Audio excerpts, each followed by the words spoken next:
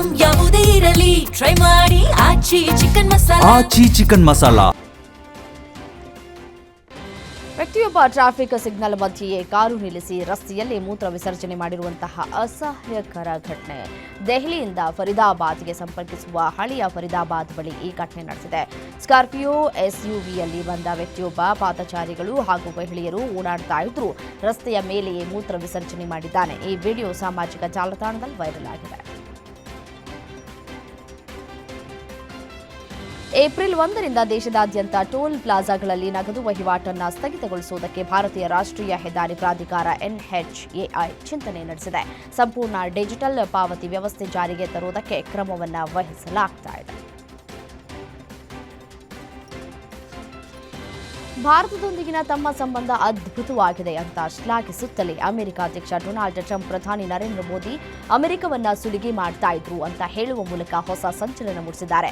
ಅಮೆರಿಕದ supreme court Trump ವಿಧಿಸಿದ್ದ ಹಲವು ಕಠಿಣ ವ್ಯಾಪಾರ ಸುಂಕಗಳನ್ನು ರದ್ದುಗೊಳಿಸಿದ ಬೆನ್ನಲ್ಲೇ ಈ ಹೇಳಿಕೆಯನ್ನ ಅವರು ಹೇಳಿದ್ದಾರೆ ಅನ್ನುವಂತಹ ಮಾಹಿತಿ ಹೊರಬಿದ್ದಿದೆ.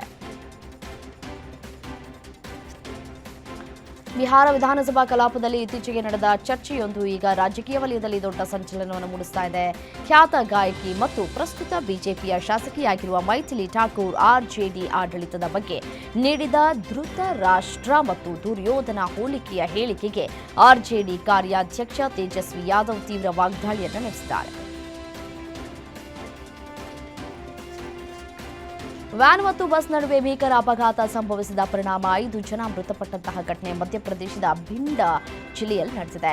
ಗೋಹದ್ ಚೌರಾಹಾ ಈ ಪೊಲೀಸ್ ಠಾಣಾ ವ್ಯಾಪ್ತಿಯ ಗಿಲ್ ಧಾಬಾ ಬಳಿಯ ರಾಷ್ಟ್ರೀಯ ಹೆದ್ದಾರಿ 719ರಲ್ಲಿ ಈ ಒಂದು ದುರಂತ ಸಂಭವಿಸಿದೆ. 5 ಜನ ಮೃತಪಟ್ಟರೆ 6 ಮಂದಿ ಗಾಯಗೊಂಡಿದ್ದಾರೆ. ಸುದ್ದಿ ತಿಳಿದು ಸ್ಥಳಕ್ಕೆ ಬಂದ ಪೊಲೀಸರು ಸ್ಥಳೀಯರ ಸಹಾಯದ ಮೂಲಕ ಗಾಯಾಳುಗಳನ್ನು ತಕ್ಷಣ ಗೋಹದ್ ಆಸ್ಪತ್ರೆಗೆ ದಾಖಲಿಸಿದ್ದಾರೆ.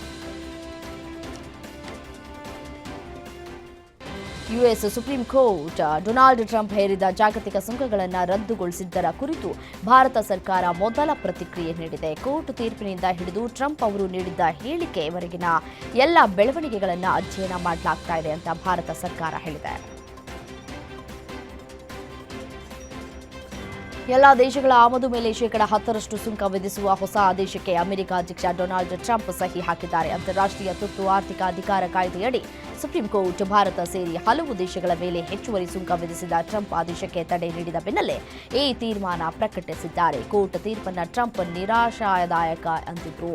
ಎಲ್ಲ ದೇಶಗಳ ಮೇಲೆ 10% ಸುಂಕ ವಿಧಿಸುವ ಆದೇಶ ಮುಂದಿನ 150 ದಿನ ಜಾರಿಯಲ್ಲಿ ಇರುತ್ತೆ ಅಂತ ವರದಿಯಾಗಿದೆ. ಅಮೆರಿಕ ಅಧ್ಯಕ್ಷ ಡೊನಾಲ್ಡ್ ಟ್ರಂಪ್ ತಕ್ಷಣವೇ ಜಾರಿಗೆ ಬರುವಂತೆ ಜಾಗತಿಕ ಸುಂಕವನ್ನು ಶೇಕಡ 10ರಿಂದ ಶೇಕಡ 15ಕ್ಕೆ ಹೆಚ್ಚಿಸುವುದಾಗಿ ಘೋಷಿಸಿದ್ದಾರೆ. ಡೊನಾಲ್ಡ್ ಟ್ರಂಪ್ ವಿಧಿಸಿದ್ದ ಸುಂಕವನ್ನು ಅಮೆರಿಕದ ಸುಪ್ರೀಂ ಕೋರ್ಟ್ ರದ್ದುಗೊಳಿಸಿದ ಬೆನ್ನಲ್ಲೇ ಮತ್ತೆ ಹೊಸ ಸುಂಕ ಘೋಷಣೆ ಮಾಡಿದ್ದಾರೆ. ನಾನು ಯುನೈಟೆಡ್ ಸ್ಟೇಟ್ಸ್ ಆಫ್ ಅಮೆರಿಕದ ಅಧ್ಯಕ್ಷನಾಗಿ ತಕ್ಷಣವೇ ಜಾರಿಗೆ ಬರುವಂತೆ ಜಗತ್ತಿನ ಎಲ್ಲ ದೇಶಗಳ ಮೇಲಿನ ಶೇಕಡ 10ರಷ್ಟು ಸುಂಕವನ್ನು ಕಾನೂನುಬದ್ಧವಾಗಿ ಶೇಕಡ 15ಕ್ಕೆ ಹೆಚ್ಚಿಸಿದ್ದೇನೆ ಅಂತ ಸೋಷಿಯಲ್ ಮೀಡಿಯಾದಲ್ಲಿ ಪೋಸ್ಟ್ ಮಾಡಿದ್ದಾರೆ. ಭಾರತ ಮತ್ತು ಅಮೆರಿಕ ವ್ಯಾಪಾರ ಒಪ್ಪಂದದಲ್ಲಿ ಯಾವುದೇ ಬದಲಾವಣೆ ಇಲ್ಲ. ಭಾರತ ಸುಂಕವನ್ನು ಪಾವತಿಸಲಿದೆ, ನಾವು ಪಾವತಿಸುವುದಿಲ್ಲ ಅಂತ ಅಮೆರಿಕ ಅಧ್ಯಕ್ಷ ಡೊನಾಲ್ಡ್ ಟ್ರಂಪ್ ಹೇಳಿದರು. ಅಮೆರಿಕದ ಸುಪ್ರೀಂ ಕೋರ್ಟ್ ಶುಕ್ರವಾರ ಡೊನಾಲ್ಡ್ ಟ್ರಂಪ್ ಅವರ ಜಾಗತಿಕ ಸುಂಕಗಳನ್ನು ರದ್ದುಗೊಳಿಸಿದ ಬಳಿಕ ಮೊದಲ ಬಾರಿಗೆ ಅವರು ಸುದ್ದಿಗಾರರೊಂದಿಗೆ ಮಾತನಾಡಿ, ನಾವು ಭಾರತದೊಂದಿಗೆ ಒಪ್ಪಂದ ಮಾಡಿಕೊಂಡಿದ್ದೇವೆ, ಇದು ನ್ಯಾಯಯುತ ಒಪ್ಪಂದವಾಗಿದೆ ಅಂತ ತಿಳಿಸಿದರು.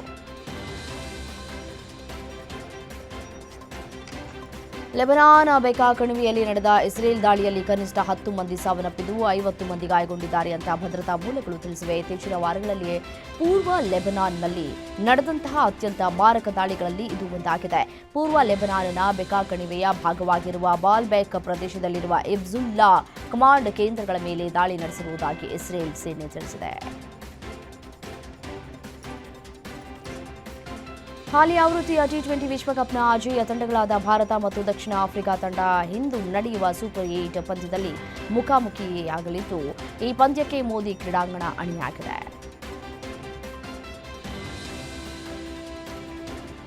ಅಡಿಲೇಡ್ ಓವಲ್ನಲ್ಲಿ ನಡೆದ ಮೂರನೇ ಪಂದ್ಯದಲ್ಲಿ ಆತಿಥೇಯ ಆಸ್ಟ್ರೇಲಿಯಾವನ್ನ 17 ರನ್ಗಳಿಂದ ಸೋಲಿಸುವ ಮೂಲಕ ಭಾರತೀಯ ಮಹಿಳಾ ಕ್ರಿಕೆಟ್ ತಂಡವು ಆಸ್ಟ್ರೇಲಿಯಾ ವಿರುದ್ಧ 2-1 ಸರಣಿ ಜಯ ಸಾಧಿಸಿತು. ಇದು ಆಸ್ಟ್ರೇಲಿಯಾ ವಿರುದ್ಧದ ಭಾರತದ 2ನೇ ಸರಣಿ ಗೆಲುವಾಗಿದೆ. ಕೊನೆಯ ಬಾರಿಗೆ ಈ 2016ರಲ್ಲಿ ಆಸೀಸ್ ತಂಡವನ್ನ ಭಾರತ ಸೋಲಿಸಿತು. ಇದೀಗ 10 ವರ್ಷದ ಬಳಿಕ ಮತ್ತೊಂದು ಸರಣಿ ಗೆದ್ದು ಸಾಧನೆಯನ್ನು ಮಾಡಿದೆ. ಇಂದು ನಡೆಯುವಂತಹ ದಕ್ಷಿಣ ಆಫ್ರಿಕಾ ವಿರುದ್ಧದ ಟಿ20 ವಿಶ್ವಕಪ್ 2026 ಸೂಪರ್ 8 ಪಂದ್ಯ ಘರ್ಷಣೆಗೆ ಮುನ್ನ ಭಾರತವು ದೊಡ್ಡ ಗಾಯದ ಭೀತಿಯನ್ನು ಎದುರಿಸಿದೆ. ಈ ಟಿ20 ವಿಶ್ವಕಪ್ನಲ್ಲಿ ಭಾರತವು ಹಲವಾರು ಅನಾರೋಗ್ಯ ಸಂಬಂಧಿತ ಸಮಸ್ಯೆಗಳನ್ನು ಎದುರಿಸಿದೆ.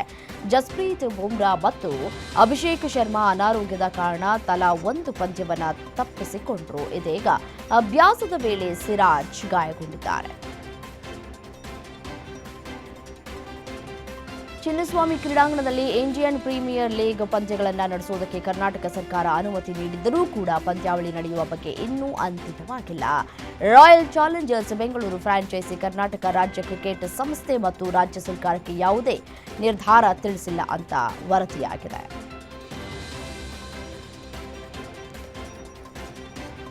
ಟೀಂ ಇಂಡಿಯಾದ ಮಾಜಿ ಕ್ರಿಕೆಟಿಗ ಶಿಖರ್ ಧವನ್ ಅವರು ತಮ್ಮ ಬಹುಕಾಲದ ಐರ್ಲೆಂಡ್ನ ಗೆಳತಿ ಸೋಫಿ ಶೈನ್ ಜೊತೆ ನಡೆದಂತಹ ಖಾಸಗಿ ಸಮಾರಂಭದಲ್ಲಿ ಹಸೆಮಣೆ ಏರಿದ್ದು ಈ ಜೋಡಿ 1 ವರ್ಷಕ್ಕೂ ಹೆಚ್ಚು ಕಾಲ ಡೇಟಿಂಗ್ ಮಾಡ್ತಾ ಇದ್ರು. ಇದೇ ವರ್ಷದ ಜನವರಿ 12ರಂದು ಇನ್ಸ್ಟಾಗ್ರಾಂನಲ್ಲಿ ತಮ್ಮ ನಿಶ್ಚಿತಾರ್ಥವನ್ನು ಘೋಷಿಸಿದ ಈ ಜೋಡಿ ಇದೀಗ ಮದುವೆಯಾಗಿದ್ದಾರೆ. ರಶ್ಮಿಕಾ ಮಂದಣ್ಣ ಮತ್ತು ವಿಜಯ್ ದೇವರಕೊಂಡ ಅವರ ಮದುವೆಯು ಇದೇ ಫೆಬ್ರವರಿ 26ರಂದು ರಾಜಸ್ಥಾನದ ಉದಯಪುರ ಅರಮನೆಯಲ್ಲಿ ನಡೀತಾ ಇದೆ. ಈ ಮದುವೆಯು ತುಂಬಾ ಖಾಸಗಿಯಾಗಿ ನಡೆಯಲಿದ್ದು ಯಾವುದೇ ಸೆಲೆಬ್ರಿಟಿಗಳಿಗೆ ಈ ಮದುವೆಯಲ್ಲಿ ಆಹ್ವಾನ ನೀಡಿಲ್ಲ. ಇದೀಗ ಹೈದರಾಬಾದ್ ವಿಮಾನ ನಿಲ್ದಾಣದಲ್ಲಿ ಜೋಡಿ ಒಟ್ಟಿಗೆ ಕಾಣಿಸಿಕೊಂಡಿದ್ದು ಕುತೂಹಲಕ್ಕೆ ಮತ್ತಷ್ಟು ಪುಷ್ಟಿಯನ್ನ ನೀಡಿದೆ. ವಿಜಯ್ ದೇವರಕೊಂಡ ಮತ್ತು ರಶ್ಮಿಕಾ ಮಂದಣ್ಣ ಫೆಬ್ರವರಿ 26, 2026ರಂದು ಅದ್ದೂರಿ ವಿವಾಹಕ್ಕೆ ಸಜ್ಜಾಗ್ತಾ ಇದ್ದಾರೆ. ಮದುವೆಯ ಬಗ್ಗೆ ದಿನಕ್ಕೊಂದು ವಿಷಯಗಳು ಲೀಕ್ ಆಗ್ತಲೇ ಇವೆ.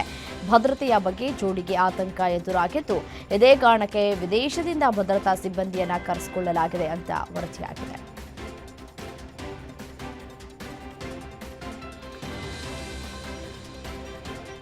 ನಿಮ್ಮೂರಿನಿಂದ ವಿಶ್ವ ಮಟ್ಟದವರೆಗೆ ರಾಜಕೀಯ, ಸಿನಿಮಾ, ಸ್ಪೋರ್ಟ್ಸ್ ಯಾವ ಸುದ್ದಿಯೂ ಮಿಸ್ ಆಗಲ್ಲ.